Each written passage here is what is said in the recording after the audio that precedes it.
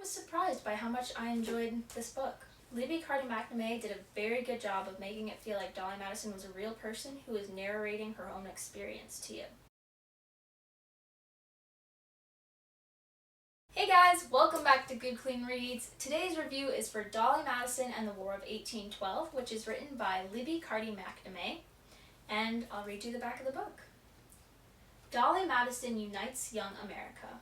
Amidst the non-stop turmoil of the War of 1812, the charismatic First Lady takes action and inspires an anxious nation. Dolly Madison faces a bitterly divided Washington city when her husband, James Madison, becomes our fourth president. The prospect of war against Great Britain threatens to tear the fragile American Republic apart. The Presidentist hosts open parties in the new president's house to unite political foes and cultivate an American identity. When President Madison declares war with disastrous results, Dolly carries on, ignoring the threats against her. However, as British soldiers march toward Washington City, she becomes their target.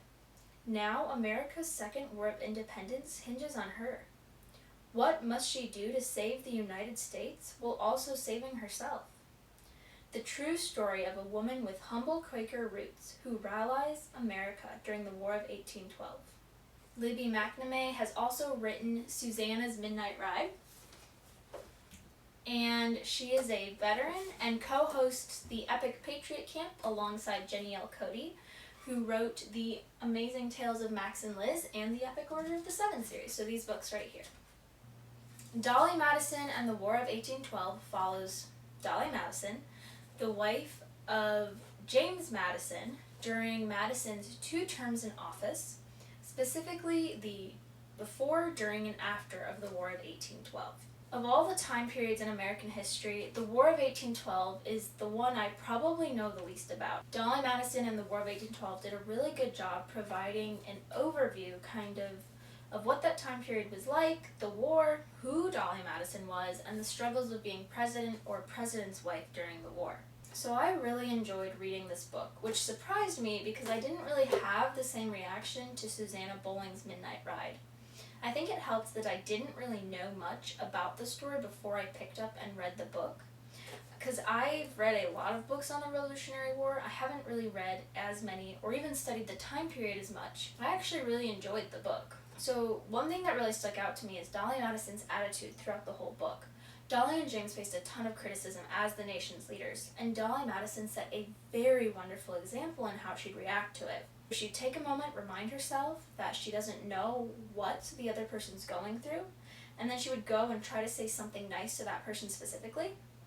It was just kind of encouraging to read about someone who's focusing and trying to not snap back or be mean to others in return. Dolly also dearly loved her husband, had a wonderful relationship with her sisters, and loved her son to the point where she was kind of a little bit blind. Though the writing in the book wasn't as strong as it could have been, the author actually did a very, very, very good job of taking Dolly's voice and making it sound like Dolly Madison is the one who was writing or speaking in the series.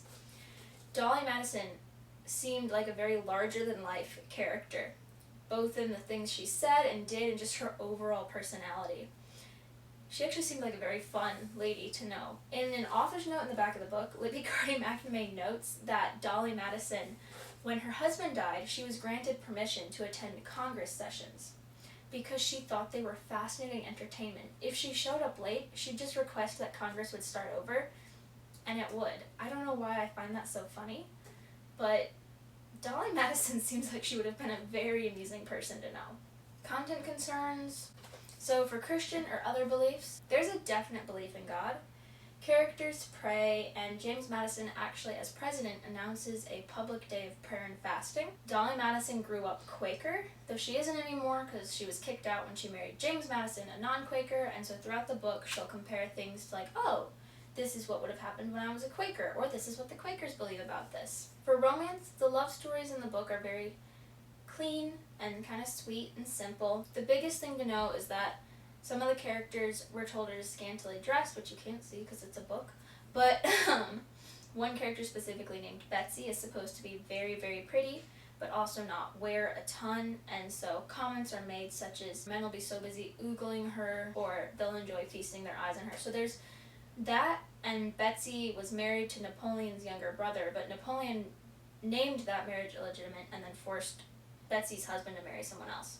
So that's pretty much that's the main thing to know about that. The last thing is there's just kind of a comment from a lady who doesn't like the Madisons that Cockburn stole one of Dolly Madison's cushions to remind himself of her seat. So those are really the only two things to be aware of that type of content in the book. For violence, we're told that the French minister is infamous for having murdered tens of thousands of innocents in the European countryside.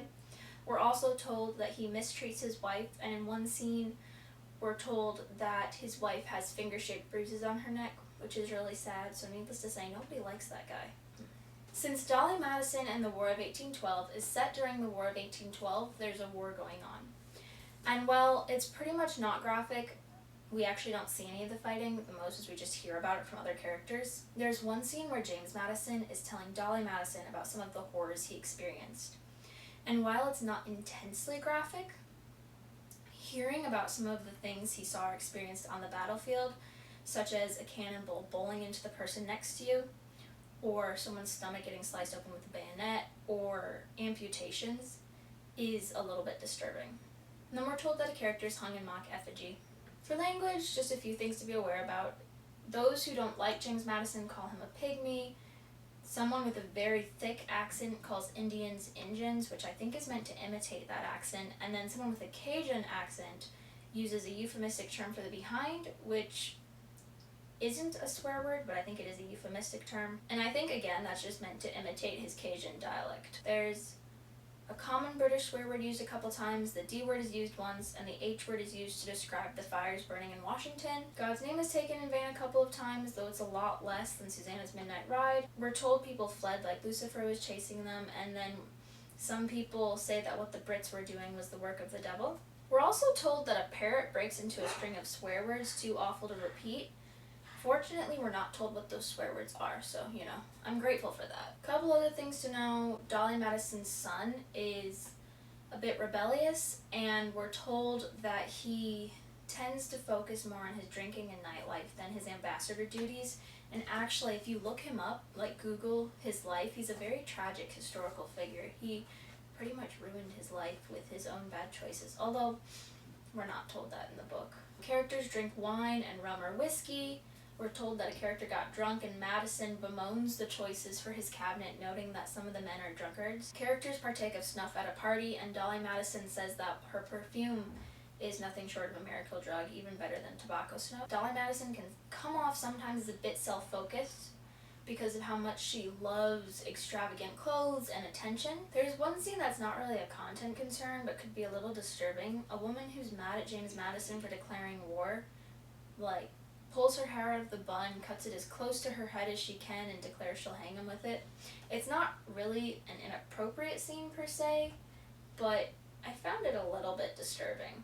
Talking about the battlefield, we're told it stank horribly and then given a list of kind of why it stinks. And that's pretty much it for content concerns. I gave a general overview. For more details, you can visit goodcleanreads.com. and click on the Dolly Madison and the War of 1812 book review. I was surprised by how much I enjoyed this book. Libby Carty McNamee did a very good job of making it feel like Dolly Madison was a real person who was narrating her own experience to you. And I learned a lot about the War of 1812. Big details like the cause or what battle won the war, but then also small details like what was it like for the president during that time, or for the president's wife. Of course, there's that big famous scene where Dolly Madison saves the painting of George Washington, and just you learn culture of the time period, some of those things where what did people think of the war. So I just thought it was a really interesting way to learn about the War of 1812, especially since I didn't know much about it. The book also afforded a lot of discussion opportunities, and in fact, if you go to goodcleanreads.com and go to the Dolly Madison, the War of 1812 book review and scroll all the way to the bottom, you'll be able to see a list of discussion questions that I've come up with based off of the book. So let me know if you use them. And also, let me know if you come up with any others of your own. Also, check out my other book reviews, which you can find on goodcleanreads.com or on YouTube. And I'd appreciate it if you'd leave a comment, like the video, share it with your friends. Thank you so much for watching, and bye!